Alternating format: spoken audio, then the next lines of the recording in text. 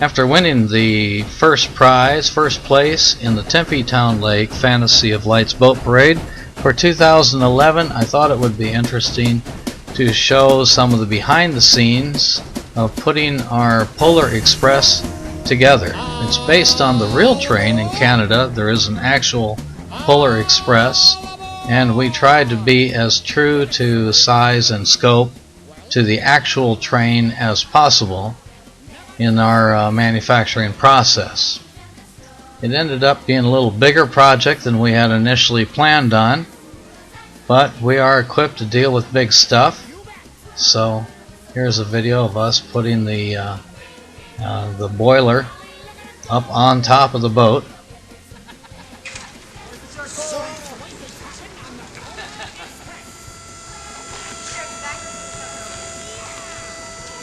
And as usual, some things go wrong. Oh boy. I think you came to the wrong side of it, Dad. Yeah, I see that. We'll fix that real quick. Rolling up. Now we're looking better.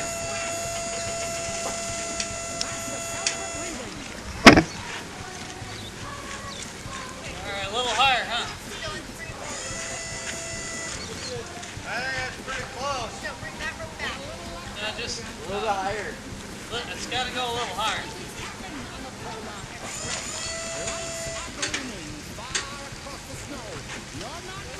Hey, Andy, you got it. I got this rope here. Just keep it balanced. All you got to do is just keep it balanced. Man, this is big. That's James that just caught the back end of the boiler. I want to say that James and my daughter Victoria did an enormous amount of the work that was required to put this project together. So thank you, a big thank you to those two.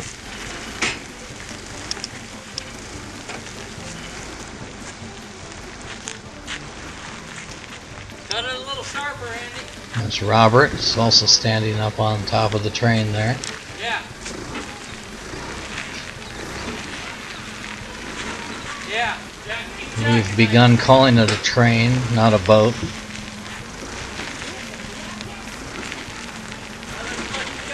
So as we're putting this down,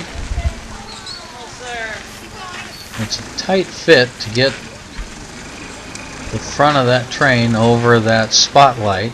We cut out just a little space in the bottom of our wire configuration.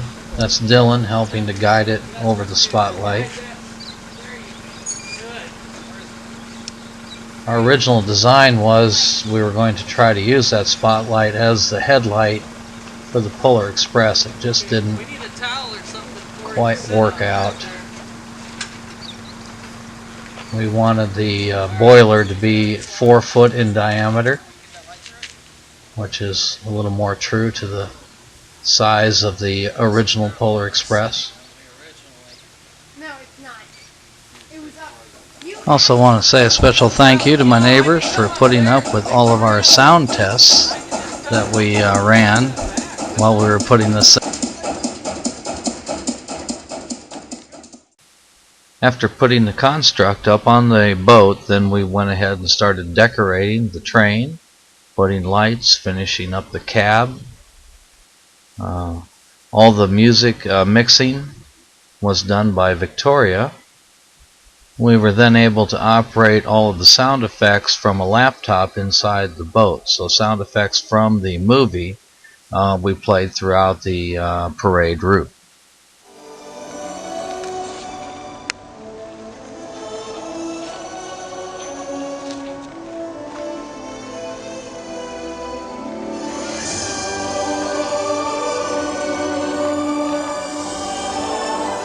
And there she is, all lit up. The first time, most of the lights that ended up on the show or on the train. We went with two different colors of blue net lights just to give it contrast between the boiler and the rest of the train.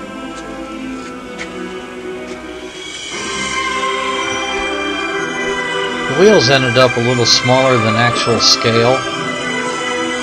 They ended up, I think, 2 foot in diameter, and we probably should have been, oh, maybe a little closer to 3 foot, 2 foot 8 inches, something like that.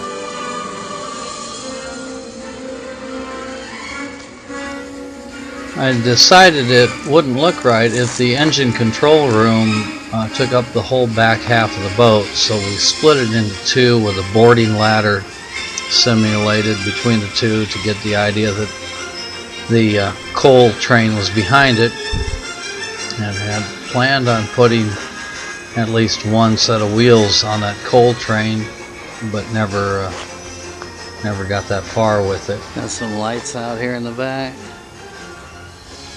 I ended up not using that ribbon anyway, since it was the only way to get on and off the boat is by backing the boat up the docks and having people getting on from the back. So that ribbon was in the way. So after testing it out, we decided we're ready for the lake. Lily. There it is. We're right about at the Mill Avenue Bridge there, doing one of our turns.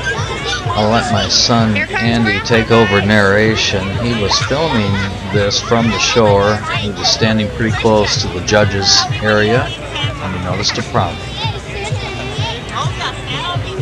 Oh no. What? His lights on the left side or on the right side are out. Uh-oh. Does he know that? I don't think so. Call him.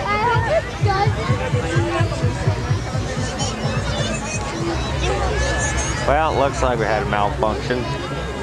The lights on the driver's side are out. Oh, wait a second. Yeah, they're out. There they go. Hey, fixed them. Cool. He was on it. Was that who you talking to? No. Here comes Grandpa, guys. Woo! So after getting the lights fixed, we're on our way to the judging stand. People ask me all the time, how do you do those turns? How do you do those spins? It's a twin engine, 30-foot cruiser. You simply get a little forward momentum going, and then I put the right engine in reverse and leave the left engine in forward, and give it some gas, and she just spins on her axis and continues to move slowly forward as the momentum carries the boat forward. Make sure you guys wave to Grandma and Grandpa and Aunt Victoria. Huh? It's always a crowd pleaser. As we go down the parade route, people are always asking us, they're yelling at us to spin, spin. Wait for them to come closer to us.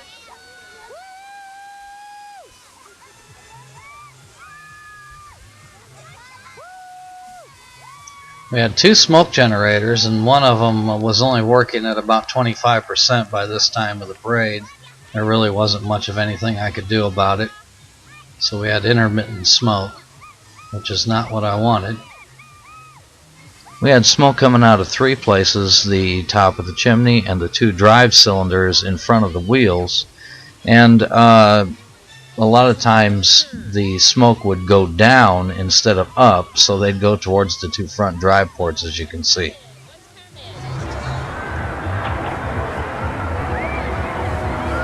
This is from the city of Tempe, a video that they recorded from up on top of Mill Avenue Bridge, of that same spin you just saw from down below.